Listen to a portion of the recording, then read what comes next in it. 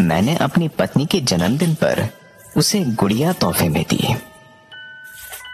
उसको वो पहली नजर में ही पसंद आ गई। मुझको बोली कि बहुत सुंदर है, इसके बाल कितने मुलायम है और फ्रॉक कितनी खूबसूरत है।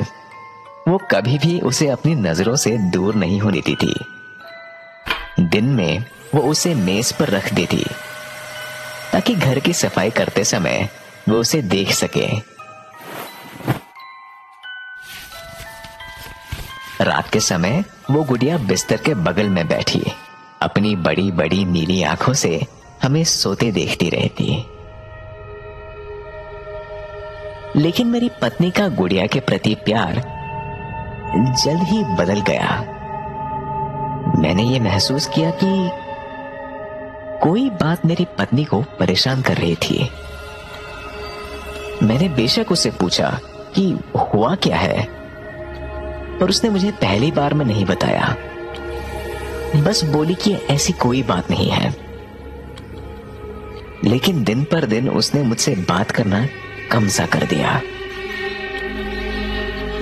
और वो बस अपने आप में ही रहने लगी। जब ये बर्दाश्त के बाहर हो गया तो मैंने उस पर जोर डालकर कहा कि अगर उसने अब भी नहीं बताया कि क्या चल रहा है तो मैं उसे खींचकर डॉक्टर के पास ले जाऊंगा।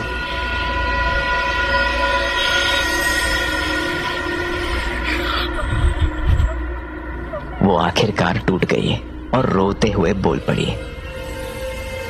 उसने फिर मुझे बताया कि वो गुड़िया थी जिसने उसे डरा दिया था।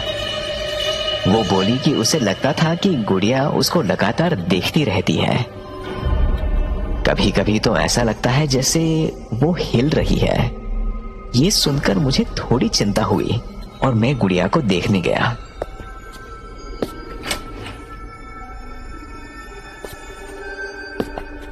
बेडरूम में छोटे मेज पर पत्थर सी बेजान पड़ी हुई थी, उसकी उन स्थिर नीली आंखों के साथ। उसे देखते ही मैंने एक राहत की सांस ली। जाहिर है वो बिल्कुल भी हिल और बेशक चल भी नहीं सकती थी।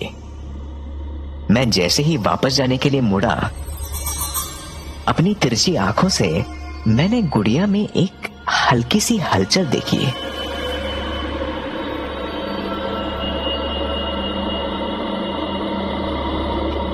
पीछे मुड़कर मैंने उस गुड़िया को मेज पर से उठाया और बिल्कुल अपने चेहरे के पास लाकर सीधा उसकी आंखों में घूरने लगा।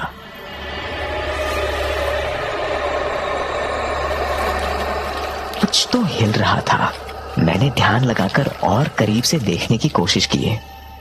हाँ, कुछ तो हलचल थी, पक्का थी, पर आंखों में नहीं, आंखों के पीछे से।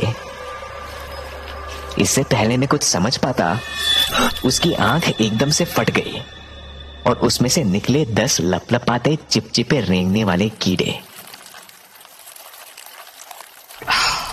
मैंने एक झटके से पीछे हटते हुए वो गुड़िया नीचे गिरा दी। मेरी पत्नी अंदर से चिल्लाते हुए पूछने लगी कि क्या हो रहा है। मैंने वापस चिल्लाते हुए चिंता नहीं करने को कहा। मैंने गुड़िया को फिर से उठाया और एक रुमाल के साथ उन कीड़ों को साफ करने लगा। उसके अंदर मुझे और कीड़े दिखे जो उसकी खाल और ऊपर की प्लास्टिक से बाहर निकलने की कोशिश कर रहे थे। इतनी जल्दी? मुझे लगा कि ये और लंबा चलेगा। अब मुझे अपनी पत्नी को नई गुड़िया देनी पड़ेगी।